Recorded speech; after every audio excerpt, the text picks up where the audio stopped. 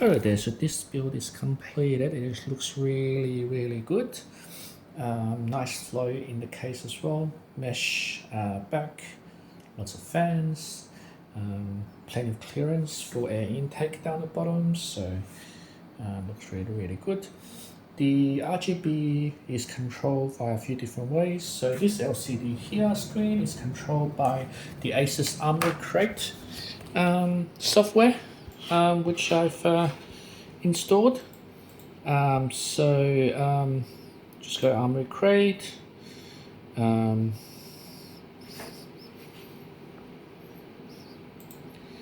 Then you've got I think devices, actually not this one here. Devices, ROG ryujin. Then in here, just you can go through things like that, image, animation, hardware monitor, etc. So you can play around with this.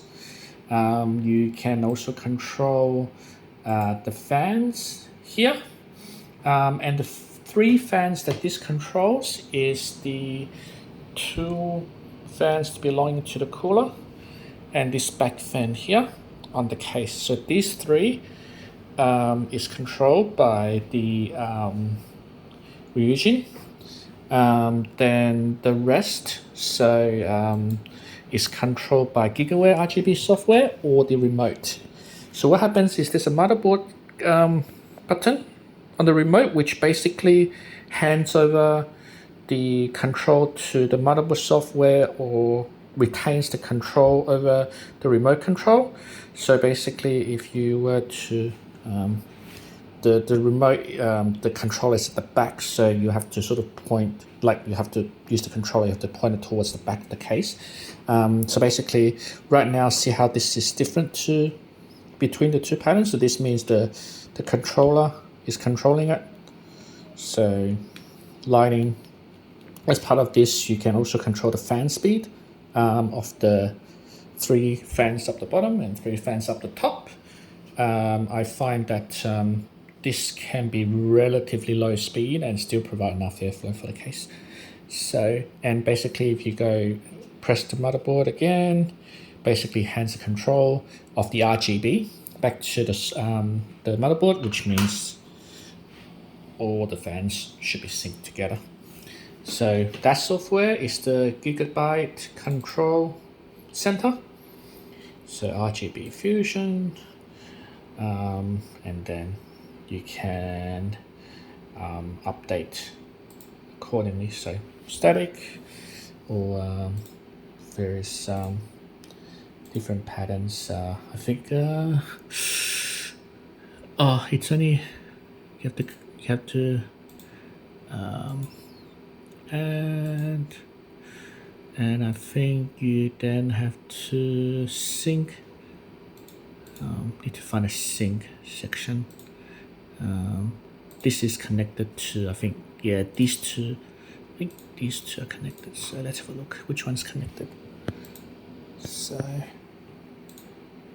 yeah, okay. So this is connected to this one. So static, different colors, etc. Okay. So you can play around with that there. Latest drivers installed for motherboard from Gigabyte Center. Latest NVIDIA driver installed from NVIDIA. Chipsets updated. Latest BIOS version updated as well. Windows is updated. Windows 10 Pro at the moment. Soon you'll get a prompt to upgrade if you wish, or you can stay. 2TB SSD. 32 gigs DDR5 RAM and the 7800X3D. So you'll be able to play around. I saw the link that you shared about the bloating Windows. To be honest, I think modern CPU have plenty of overhead for stuff like that. I tend to not recommend fiddling with those things too much because it might interfere with other stuff, and if it causes errors, you later down the track, like you don't know whether it's because it's a newly added application or something you've tweaked in Windows settings that shouldn't be tweaked, then it's causing issues later in the end. Other than a low-end PC, I don't think deploying this really makes much of a difference. Okay. When you're home, just make sure you connect the monitor to the graphics card. Don't connect it to this. You'll get video, but it's working off the integrated graphics, which obviously isn't as strong as the 4080. Power cord back here. 2 antennas in the motherboard box. Just screw them on for antenna and for Wi-Fi and Bluetooth connectivity.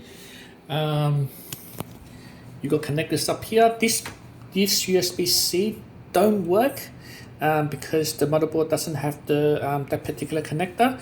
But the rest, audio, USB, plenty of USB ports down the back as well. You'll be able to use all of that. Okay, so that's all good. Oh, this wrapping paper you can peel off yourself. There's front and back. There's another front and back on the side glass panel here, which I'll install. Just remove this so you can take good shots for. These fans I've arranged so that it lines up on the right, so it looks clean.